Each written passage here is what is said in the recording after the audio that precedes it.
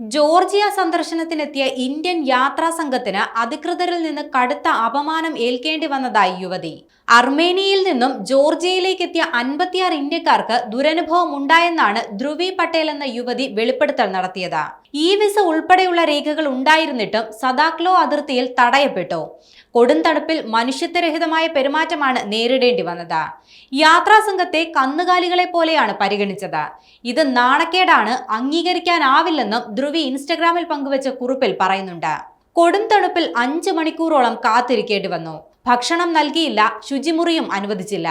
പാസ്പോർട്ടുകൾ 2 മണിക്കൂറിലധികം പിടിച്ചുവെച്ചു.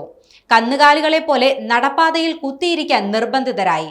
ക്രിമിനലുകൾ എന്ന പോലെ എല്ലാവരുടെയും വീഡിയോ പകർത്തി. ഇതെല്ലാം ചിത്രീകരിക്കാൻ ശ്രമിച്ച ഞങ്ങളെ തടയുകയും ചെയ്തു.